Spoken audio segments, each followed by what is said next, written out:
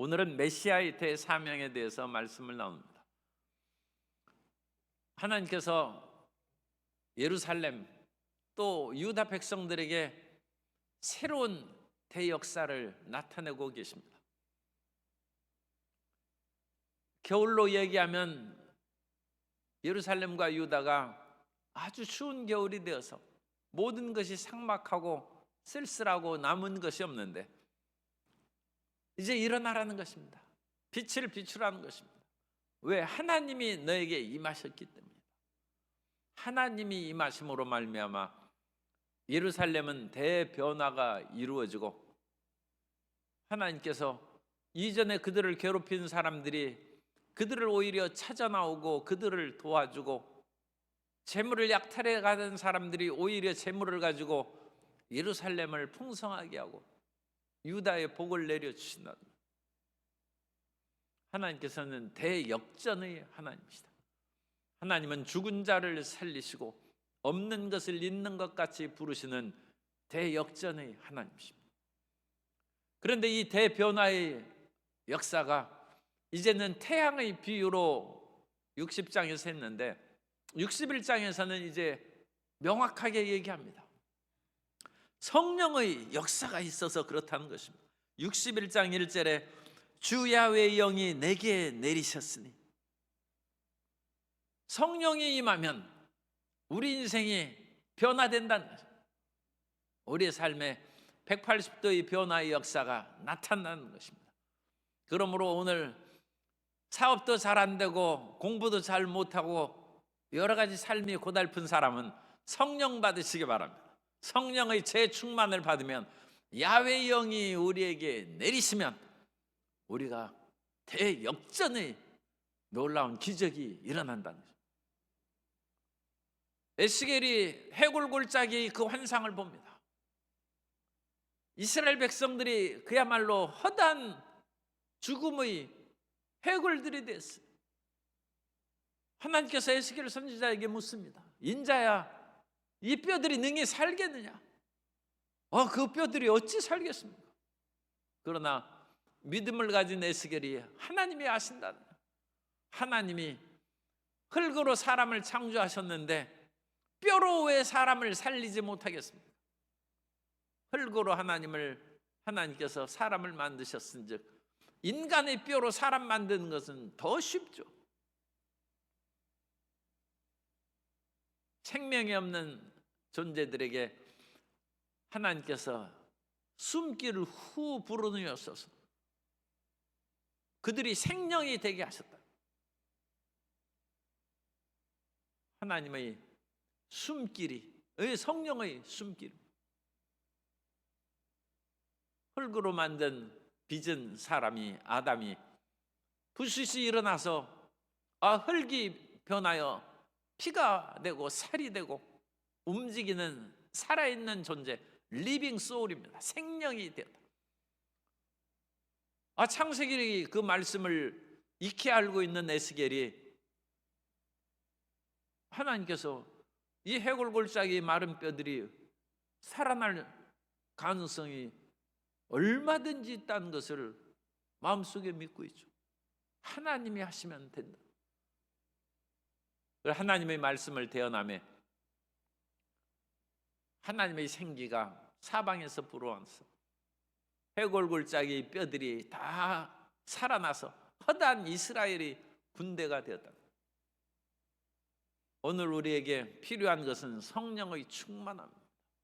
성령의 재충만을 받아서 다시금 눈에는 아무 증거 안 보이고 귀에는 아무 소리 안 들리고 손에는 잡히는 거 없어도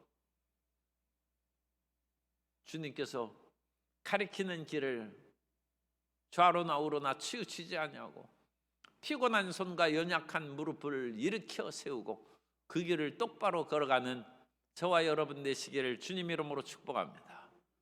이사야 61장 1절의 말씀은 예수님께서 나사렛에서 선언하신 그 말씀입니다. 그러므로 이것은 메시아의 대예언이라고 말씀할 수 있습니다. 예수님께서는 성삼위일체 하나님이시기 때문에 하나님이십니다. 그래서 예수님께서는 하나님처럼 그냥 모든 일을 수행하실 수 있어요. 그러나 예수님께서는 하나님으로서 이 땅에서 기적을 행하신 것이 아니라 우리에게 본이 되고 우리 길을 가르쳐 주시기 위해서 또한 육신을 입으셨다는 것을 기억해야 됩니다. 그래서 예수님께서는 하나님의 아들이 무슨 침례를 받을 필요가 있겠습니까? 침례를 받는 것은 우리가 죄에 대해서 죽고 의에 대해서 살아나는 그것을 상징하는 것입니다. 그럼에도 불구하고 예수님께서는 이것을 행하여 사람들이 나를 본받아 다 침례를 받도록 하라는 그 기준을 세우시기 위해서 침례 요한에게 침례를 받으실 때 하늘에서 성령이 비둘기같이 임하셨다. 그럼으로써 예수님께서 침례를 받으신 후에 공생애를 시작할 때 예수님의 사역의 능력은 성령의 능력입니다. 예수님이 삼위의 제2의 하나님 아들로서의 능력을 행하신 것이 아니라 성령의 권능을 받고 그 모든 일을 수행하셨다는 것입니다. 예수님께서 광야에서 40일 금식하고 마귀를 물리치셨는데 그때도 성령에 이끌려, 성경에 그 말씀이 성령에 이끌려 광야에서 시험을 받으셨다. 그리고 예수님께서는 나사렛에서 복음을 증거하실 때에도 주의 성령이 내게 임하셨으니 이는 가난한 자에게 복음을 전하게 하시려고 내게 기름을 부으셨다.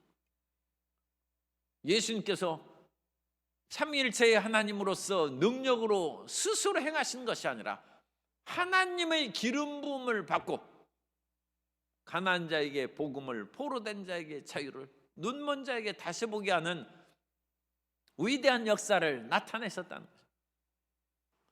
이사야 61장의 본문 말씀은 나사렛 4장 18절의 선언과는 약간 차이가 있는데 그것은 보다 구체적으로 이제 예수님께서 말씀하신 것이죠. 그러나 주의 영이 임하심으로 말미암아 우리가 기름 부음을 받을 때 가난한 자에게 아름다운 소식을 전파할 수 있다. 우리가 예수 그리스도의 복음을 증거하는 것은 억지나 의무가 아니라 성령의 기름 부음을 받으면 그것이 저절로 나타난다. 우리가 향수를 바르면 향기가 나는 것처럼 성령의 기름 부음이 우리에게 임하면 주의 영이 너희에게 임하면 너희가 권능을 받고 예루살렘과 온 유대와 사마리아와 땅끝까지 이르러 내 증인이 되는 거예요. 가난한 자에게 복음을 증거하는 전도 역사가 이루어진다는 거예요. 그러므로 전도를 하나도 안 한 사람이라든지 전도는 못한다는 사람은 좀 극단적으로 얘기해서 성령의 기름 부음을 못 받는 것입니다. 성령의 기름 부음을 받은 사람이 왜 전도를 안 합니까? 왜 전도를 못 합니까? 왜 전도의 열매가 없습니까? 기름 부음이 없기 때문에 그렇습니다. 제가 너무 과격하게 표현을 한 것입니다만 기름 부음의 받은 특징이 가난한 자에게 복음을 증거하는 것이다. 성경에 이사야 61장 그리고 누가복음 4장 18절 예수님의 사역의 공생애에서 분명히 그걸 밝히 말씀하는데 성령 충만함을 받았는데 왜 전도를 못합니까? 성령의 충만함을 받고 반드시 복음 전도하는 나타남이 있다는 나타남. 그 나타남이 없는 사람은 스스로를 부끄럽게 여기시기 바랍니다. 예수님을 믿고 하나님의 은혜를 받았음에도 불구하고 전도의 열매가 없는 사람은 부끄러운 사람입니다. 온전하게 성령 기름 부음을 못 받은 것입니다. 오늘 그런 사람들이 부지기수기 때문에 교회의 성장과 발전에 저해가 돼가는 것이고 그런 사람들이 예수님을 제대로 믿는 것처럼 착각하는 것이 한국교회의 큰 잘못이고 부작용인 것입니다. 그것을 깨우치고 그걸 돌이킬 수 있어야죠. 주의 영이 내게 내리셨으니 이는 야훼께서 내게 기름을 부으사 강조하는 것이죠. 영이 내게 내리신 것이나 야훼께서 내게 기름은 이제 성령을 상징하기. 그러므로 첫 번째 나오는 것이 아름다운 소식을 전하게 하는 것이다. 그리고 여기에서 가난한 자라는 것은 오늘날 이것도 큰 한국교회의 병폐입니다. 물질적인 것만 생각한다는 것입니다. 사람이 물질이 없어도 가난하지만 지식이 없는 사람도 정신적인 가난한 사람입니다. 지식이 없는 사람은 공부를 해야죠. 그리고 영적으로 우리 마음 가운데 믿음과 소망과 사랑이 충만한 것이 영적인 부유함입니다. 그런데 오늘날 적지 않은 사람들이 가난한 것을 물질만으로 생각함으로 말미암아 사랑을 실천하고 눈에 아무 증거 안 보여도 믿음을 갖는 담대함, 또 이 세상에서 비록 아파트도 없고 가진 것이 없어도 나는 하늘나라에 맨션이 있다는 위대한 소망이 없는 그 가난한 것을 애통해하지 않는다는 거죠. 어찌 교인들이 돈만 가지고 자랑하는 크리스찬이 되면 되겠습니까? 그러면 기독교 2000년의 거의 절반을 해당하는 광야의 수도원에서 부르짖어 기도하고 하나님만을 바라는 사람은 아무것도 없어요. 우리가 성지순례 가서 그들이 살아온 그런 발자취를 가끔 살펴볼 때가 있습니다만, 그들은 동굴에서 광야에서 그야말로 하루에 한 끼 밥 먹고 두 끼 먹으면 감사하게 여기면서 오직 말씀을 읽고 기도하면서 살아가는 지극히 가난한 사람들입니다. 그러나 그들은 영적으로 부유했다는 거예요. 오늘 예수님 믿는 사람들은 영적인 부유함으로 말미암아 담대함과 자신을 가져요. 우리 예수님 믿는 사람들이 재벌의 돈을 그것을 추구하고 그것만을 기도해서 되겠습니다.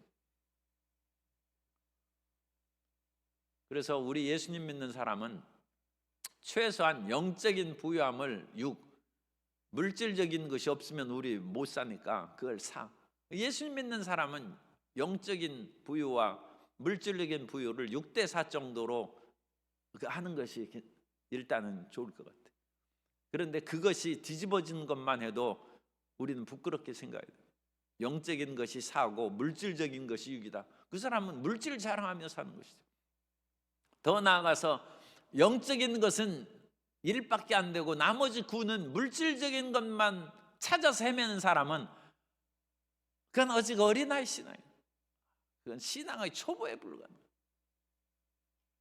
오늘 신앙의 초보로 물질적인 것이 90%만을 추구하고 영적인 가난함에 대해서는 애통하지 않는 것은 큰 병폐요.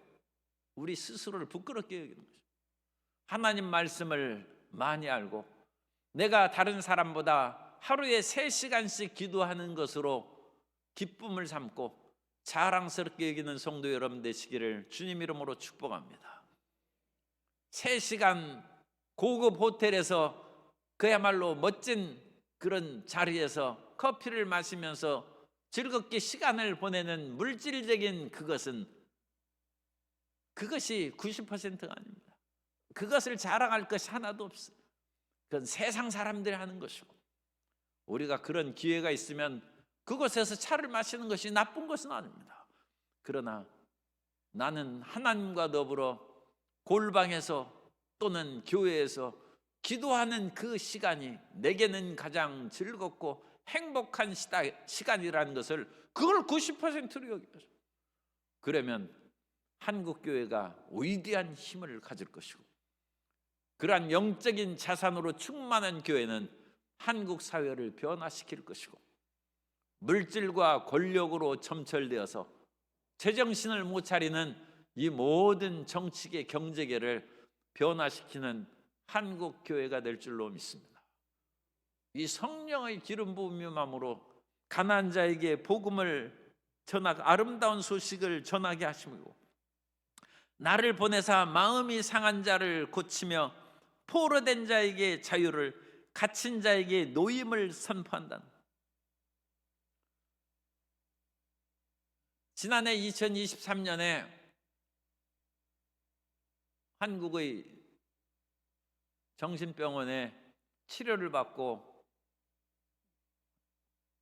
문제성을 일으킨 그 사람들이 1, 20대 청소년이 46%를 차지합니다. 1, 20대 한창 아름답고 뻗어가는 그런 청춘들이 정신적인 질병에 시달리는 것이 46%라. 그런데 이것이 10년 전보다 15%가 늘어났다는데 문제가. 10년 전은 약 30%, 30.8%가 어쨌든 하는데 15%가 늘어났어. 10년 동안 이 나라의 1, 20대의 청년들의 그 모든 정신적인 상황이 그야말로 엄청나게 나빠져. 30에 15%는 거의 50%가 악화된 거예요. 50%가 심각한 상황. 그 사람들은 왜 정신적인 문제로 하느냐? 여러 가지 삶의 고달픔과 고통으로 말미암아 자해를 시도하고 자살을 시도하거나 약물 복용이 과다한 것으로 말미암아 응급치료를 받고 치료한 사람들의 숫자를 얘기해요. 수많은 사람들이 마귀에게 눌리고 죄책감에 사로잡히고 마약과 온갖 쾌락의 중독에 사로잡혀서 마음은 찢기고 상처를 받고 눌리고 그들은 눈에 보이지 않는 감옥에 갇힌 고통과 좌절에 빠지는데 하나님께서 물론 정상적인 그런 병원의 치료를 통해서도 그들을 고치시고 약을 통해서도 그들의 증상을 완화시키고 평안하게 해줍니다. 그러나 그 배후에 흑암의 세력이 귀신들이 오는 것은 도적이 오는 것은 도적질하고 죽이고 멸망시키러 오는 것이다. 그것을 우리가 기억함으로 말미암아 예수님 믿는 사람이 귀신을 묶고 쫓아내야죠. 예수님 믿는 사람 귀신이 어디 있느냐 그렇게 하는 것은 성경을 안 믿는 것입니다. 귀신이 우리의 눈에 보이지 않냐고 손에 잡히지 않는 그와 같은 상황에 있을지라도 성경은 우리의 씨름은 혈과 육에 속하는 것이 아니고 눈에 보이는 사람들과도 싸우는 것이 가득한 이 세상인데 사실은 그와 같이 포악하고 나쁜 그 모든 사람들의 배후에는 공중에 권세 잡은 흑암의 세력들이 그들을 조종하는 거예요. 혈과 육은 영의 세계의 꼭두각시입니다. 요즘 표현으로는 아바타죠. 흑암의 세력의 아바타로 조종되고 살아가는 거칠고 완악하고 폭력의 사람들이 부지기수란 거예요. 그런데 그런 사람들과 어찌 혈과 육으로만 싸우겠습니까? 그건 눈앞에 아바타죠. 그 사람이 아니라 그 속에서 조정하는 정신적인 영적인 세력을 예수 이름으로 묶고 그들을 쫓아내는 강하고 담대한 크리스찬이 되어야 될 줄로 믿습니다. 예수님 당시에는 의학이 크게 발달되지 않았기 때문에 예수님께서 특별히 의학적인 치료를 하신 그런 것들은 별로 기록이 안 돼 있고 특별히 의학 치료를 한 뭐 그런 것들이 조금 영향하면 좋은 진흙을 발라서 실로암 가서 씻으라. 그건 뭐 진흙에 무슨 효과가 있나? 또는 예수님께서 침을 이겨서 진흙을 바르으니까 침에 약효가 있나? 옛날에는 모기 물리면 침을 찍어서 바르고 그랬는데 그거 별로 좋지 않다고 그래요. 어쨌든 침에도 우리 뭐 치료 효과가 있을 때가 있죠. 그런데 예수님께서는 그러니까 의학이 덜 발달된 그 시절에는 대부분 귀신을 쫓아냈어요. 흑암의 세력을 쫓아내서 허리 꼬부라진 사람에게 귀신이 자꾸 누르니까 허리가 꼬부라져요. 이 귀신을 쫓아내므로 허리가 쫙 펴지는 거예요. 한편 손 마른 사람의 손을 펴서 이 귀신이 한쪽 팔을 내 꽁꽁 묶고 누르고 있으니까 귀신의 결박을 풀어주니까 손이 제대로 기능이 발현하고 혈액수통이 되고 눌린 신경이 살아나는,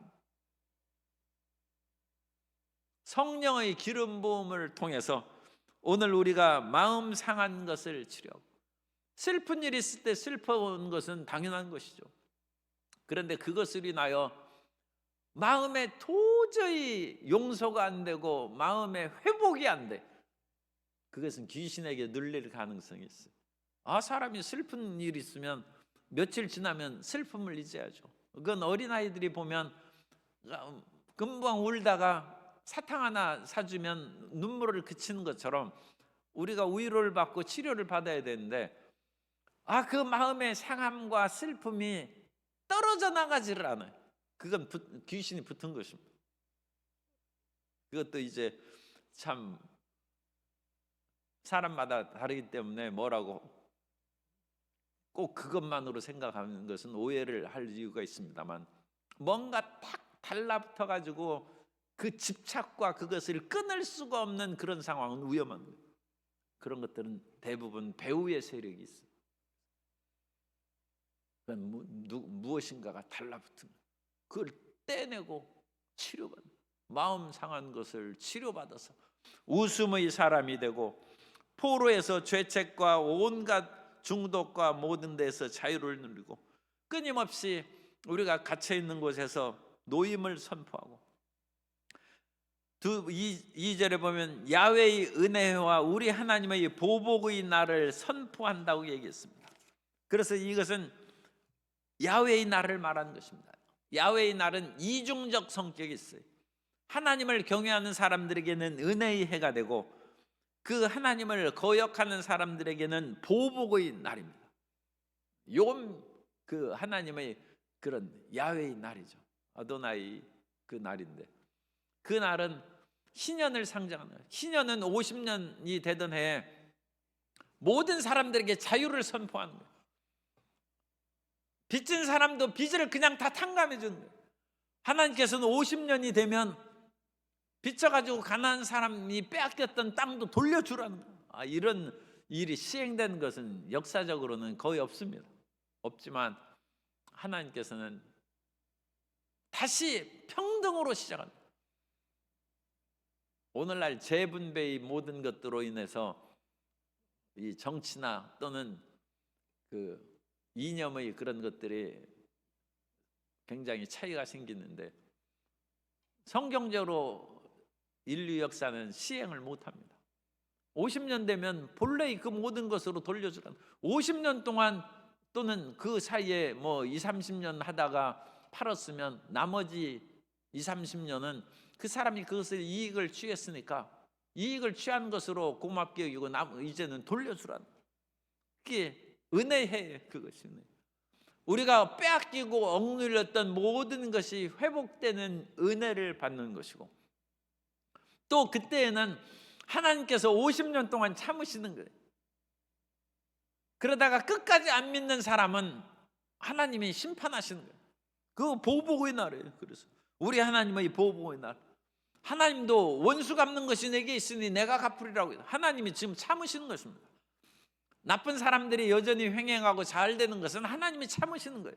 50년이 되면 그것으로 억눌려서 억울하게 살았던 의인에게 회복의 은혜를 내려주시고, 강제로 억눌렸던 그 사람은 보복을 하시고 심판하신다는, 그 이중적인 그 내용이 요엘서 2장 1절 이하에 그와 같이 나타납니다만, 하나님의 그런 모든 생명과 치료의 역사가 나타납니다.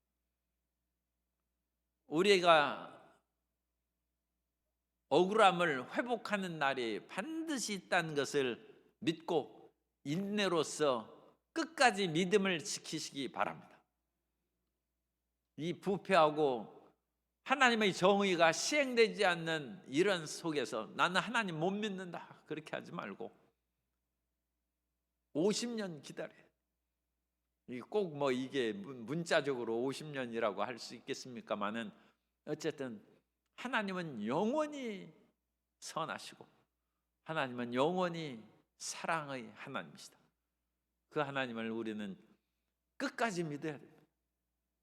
끝까지 믿고 나아가면 하나님께서 우리에게는 은혜를 내리시고 불신자와 패역한 자들에게는 보복을 선포하시고, 그 다음에 하나님의 대역전의 역사가 2절 후반절 모든 슬픈 자를 우위로 하되 무릇 시온에서 슬퍼하는 자에게 화관을 주고, 슬픈 대신에 꽃으로 만든 관을 씌워주시고 그 죄를 대신하며 기쁨의 기름으로 그 슬픔을 대신하고, 우리 슬픔이 떠나갈 때가 있어요.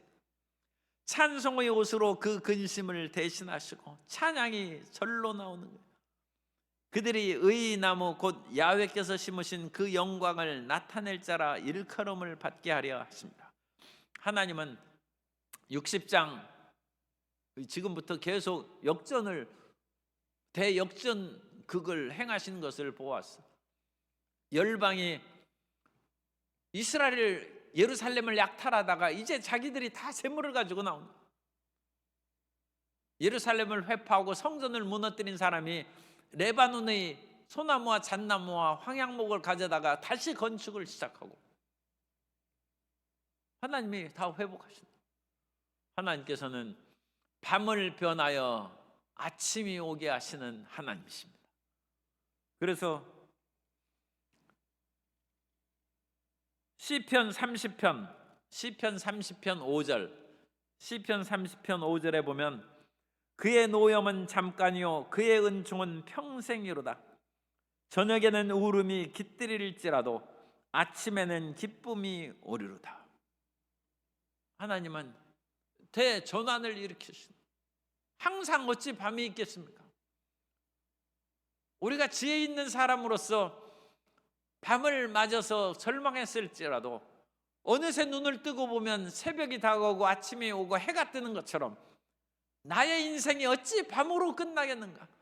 하나님께서 자연 만물도 밤을 지나서 해를 비춰주시는데 내 마음에도 어둠을 물리치고 빛의 광명의 역사로 채워주실 것이다. 자연 만물보다 우리 인생을 얼마나 더 사랑하십니까? 그 아들을 아끼지 않고 우리 모든 사람에게 주시니가 그 아들과 더불어 그 무엇을 우리에게 은사로 주시지 않겠습니까? 그 하나님을 믿는 것이 신앙인 것입니다.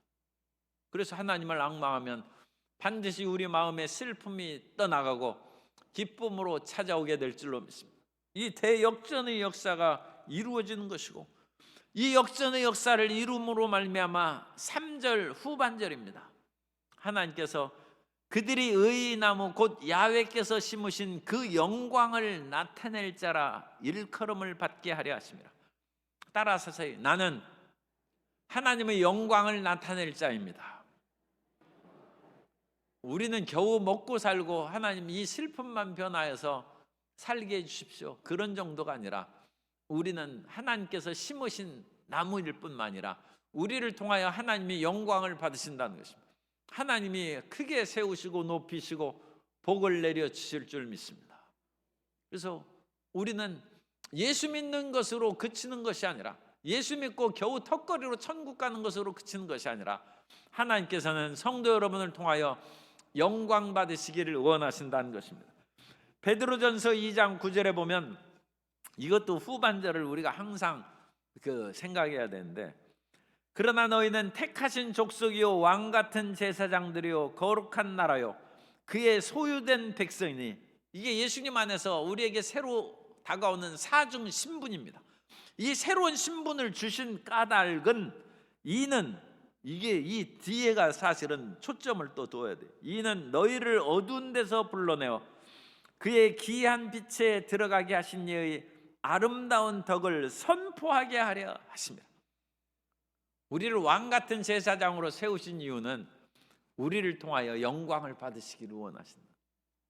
우리가 그것을 받아 누리는 우리 삶의 즐거움, 그것으로 끝난 것이 아니라 하나님께서 우리를 멋지게 하심으로 영광을 받으신다. 설날이 되면 옛날에는 꽃과 옷, 어쨌든 이쁜 한복을 입히고 어린 자녀들에게 그와 같이 옷을 입히고 그러면 어린 자녀들이 1년에 또 몇 차례 안 되는 목욕도 시켜가지고 얼굴도 뽀얗고 손도 온갖 구슬치기 하고 딱지치기 해가지고 손이 더럽고 그런 것도 깨끗하고 뽀얗게 시키고, 그래가지고 이쁘게 한복을 입히면 아이 천사가 따로 없어요. 천사가 됐어요. 그러니까 그 아이들이 뛰면서 즐거워하는 거예요. 그런데 어찌 그것뿐이겠습니까? 그런 이쁜 옷을 입히고 밖에 나가서 세배를 드리게 하고 그러면 그 어른들이 이 집 부모가 참 자식을 사랑할 뿐만 아니라 삶의 여유가 있구나. 그 자식의 아름다운 모습을 보고 그 아버지를 칭찬하는, 그 어머니를 칭찬하는.